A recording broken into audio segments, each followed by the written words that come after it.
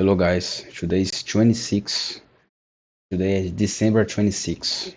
Merry Christmas for everybody. Let's continue the reading of Alice in Wonderland book. Chapter 5. Advice from a caterpillar. Advice from a caterpillar. The caterpillar and Alice looked at each other for some time in silence. At last, the caterpillar took the hookah out of his mouth and addressed her in a languid, sleepy voice. "Who are you?" said the caterpillar. It was not an encouraging this was not an encouraging opening for a conversation. Alice replied, rather shyly, "I I hardly know, sir. Just at present, just just at just at present. At last I know who I was when I got up this morning, but I think I must have changed several times since then." "What do you mean by that?" said the caterpillar sternly. "Explain yourself." "I can't explain myself. I'm afraid, sir," said Alice, "because I'm not myself, you see." "I don't see," said the caterpillar. "I'm afraid I can't put it more clearly," Alice replied very politely, "for I can't understand it myself to begin with, and being so many different sizes in a day is very confusing." "It isn't," said the caterpillar. "Well, perhaps you haven't found it so yet," said Alice. "But when you have to turn into a chrysalis, you will some day, you know.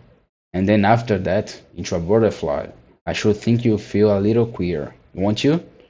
"Not a bit," said the caterpillar. "Well, perhaps your feelings may be different," said Alice. "All I know is, it would feel very queer to me." "You," said the caterpillar contemptuously. "Who are you?" Which brought them back again to the beginning of the conversation. Alice felt a little irritated at the caterpillar make such very short remarks, and she drew herself up and said, very gravely, "I think you ought to tell me who you are first." "Why?" said the caterpillar. Here was another puzzling question, and as Alice could not think of any good reason, and as the caterpillar seemed uh, to be in a very unpleasant state of mind, she turned away. "Come back," said the caterpillar, called after her. "I've something important to say."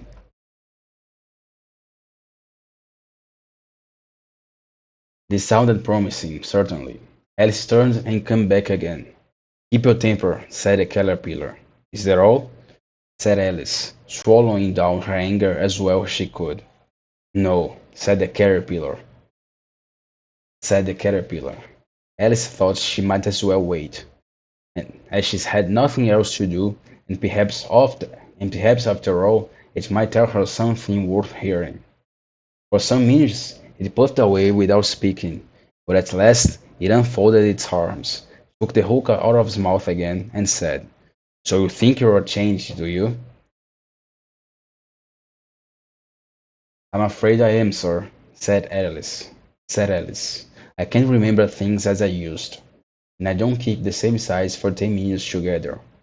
"Can't remember what things?" said the caterpillar.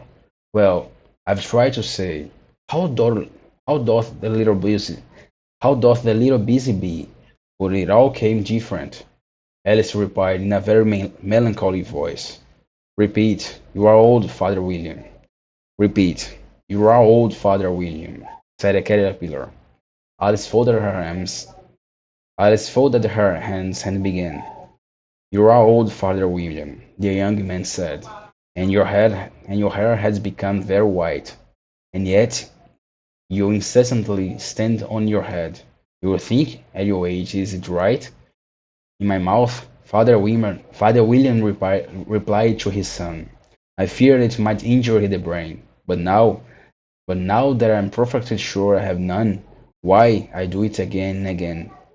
"You are old," said the youth, "as I mentioned before, and have grown most uncommonly fat. Yet you turn a back somersault in at the door. Pray, what is the reason of that?" "In my youth," said the sage, as she shook his grey locks, "I kept all my limbs very supple. by the use of the ointment, 1 shilling the box. Allow me to sell you a couple. You are old, said the youth, and your jaws are too weak for anything tougher than sweat. Yet you finished the goose, with the bones and the beak. Pray, how did you manage to do it?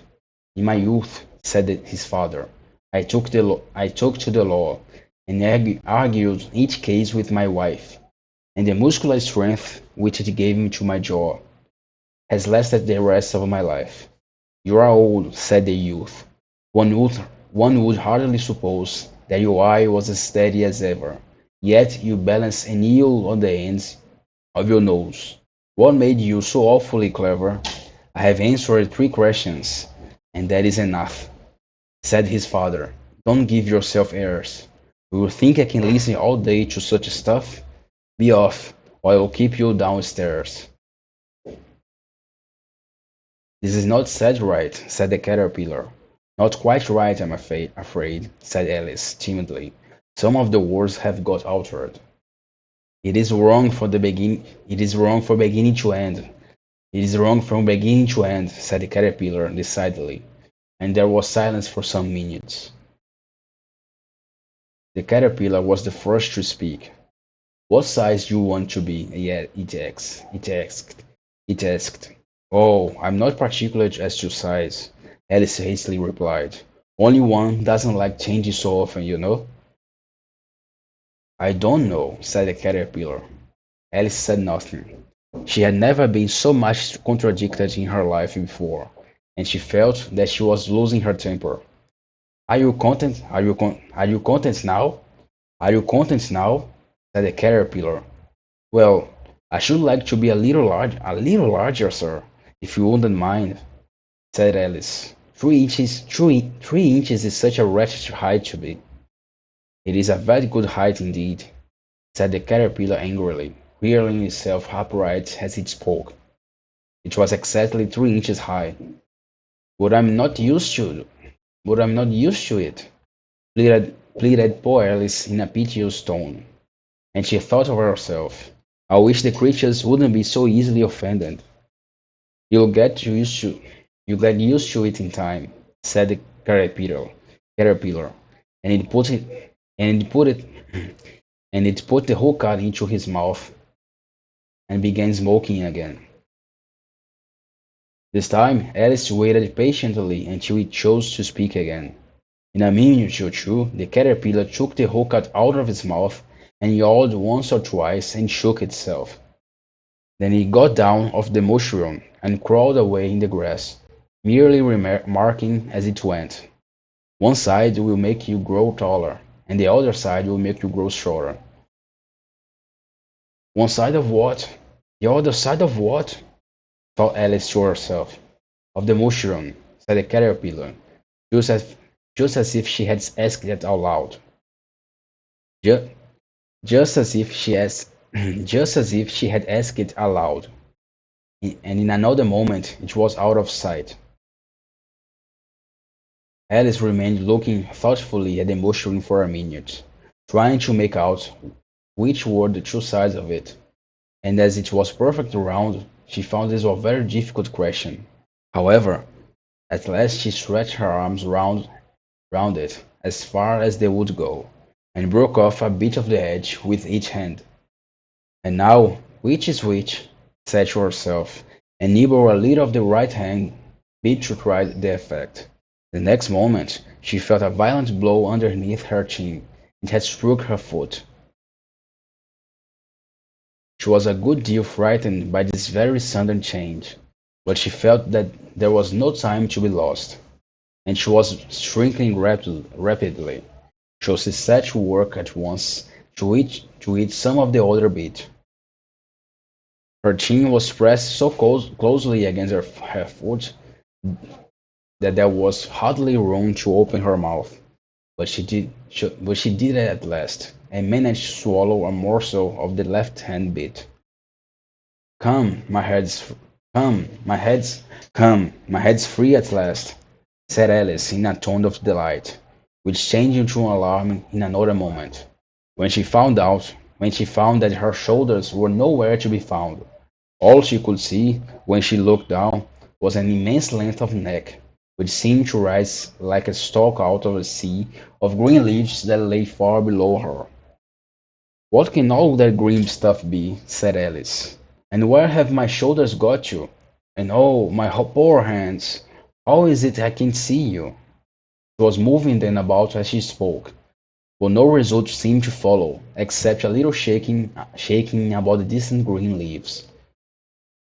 As there seemed to be no chance of getting her hands up to her head, she tried to get her head down to them, and was delighted to find that her neck would bend about easily in any direction, like a serpent. She had just succeeded in curving it down into a graceful zigzag, and was going to dive in among the leaves, which she found to be nothing but the tops of the trees under which she had been wandering, when a sharp hiss made her draw back in a hurry.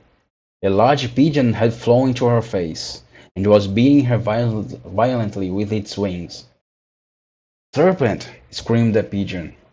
"I'm not a serpent," said Alice indignantly. "Let me alone."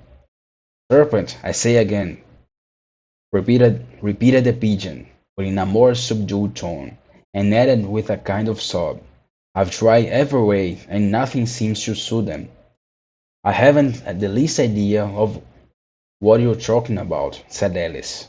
"I've tried the roots of trees, and I've tried banks, and I've tried hedges." The pigeon went on, without attending to her. "With those serpents, there is no pleasing them." Alice was more and more puzzled, but she thought there was no use in saying anything more till the pigeon had finished. "As if it wasn't trouble enough hatching the eggs," said the pigeon, "but I must be on the lookout for the serpents night and day. Why, I haven't had a wink of sleep these 3 weeks." "I'm very sorry if you have been annoyed," said Alice, who was beginning to see its meaning. "And just as I'd taken the highest tree in the wood," continued the pigeon, raising its voice to a shriek, "and just as I was thinking I should be free of them at last, they must needs come railing down from the sky. Ah, serpent!" "But I'm not a serpent, I tell you," said Alice. I'm a "Well, what are you?" said the pigeon. "I can see you're trying to invent something." "I'm a little girl," said Alice, rather doubtfully, as she remembered the number of changes she had gone through that day. "A likely story, indeed," said the pigeon in a tone of deepest contempt. "I've seen a good many little girls in my time, but I never one with such a neck as that. No, no, you're a serpent, serpent, and there's no use denying it. I suppose you'll be telling me next that you never tasted an egg." "I have tasted eggs, certainly. I have tasted eggs, certainly," said Alice, who was a very truthful child. For little girls they eat eggs quite as much as serpents do, you know. "I don't believe it," said the pigeon. "But if they do, why then they're a kind of serpent. But if they but if they do, why then they're a kind of serpent. That is all I can say." This was such a new idea to Alice that she was quite silent for a minute or two, which gave the pigeon the opportunity of adding, "You're looking for eggs. I know that well enough.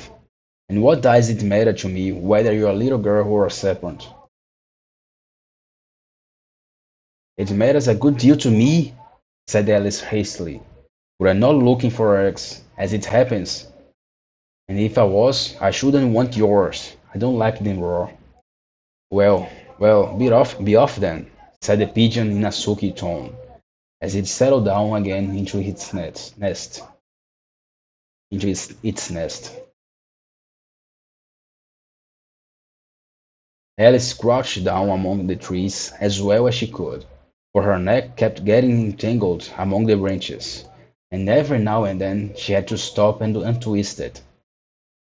After a while she remembered that she still had the pieces of mushroom in her hands, and she set to work very carefully, nibbling first at one and then at the other, growing sometimes taller and sometimes shorter, until she had succeeded in bringing herself down to her usual height. It was so long since she had been anything near their right size that it felt quite strange at first, but she got used to it in a few minutes, and began talking to herself as usual. Come, there's half my plan done now. How puzzling all these changes are. I'm never sure what I'm going to be, from one minute to another. However, I've got back to my right size. The next thing is to get into the beautiful garden. How is that to be done, I wonder? As she said this, she came suddenly upon an open place, with a little house in it about 4 feet high. Whoever lives there, whoever lives there, thought Alice, it'll never do to come upon them this size. Why, why, I should frighten them out of their wits. So she began nibbling at the right-hand bit again, and did not venture to go near the house till she had brought herself down to 9 inches high. 9 inches high. And that's the end of the chapter 5. I forgot that the first mission, the first thing Alice wants after she went down the rabbit hole was to get to the garden, and she went through a whole lot of adventures. She met a, she drowned in her pool of tears. She met a lot of animals. She frightened a lot of animals. She uh, ran a race to dry herself up. Uh, she got bigger, she got smaller, and she still did not got into the garden. And finally, she's going to achieve it. Next time, till next time, guys.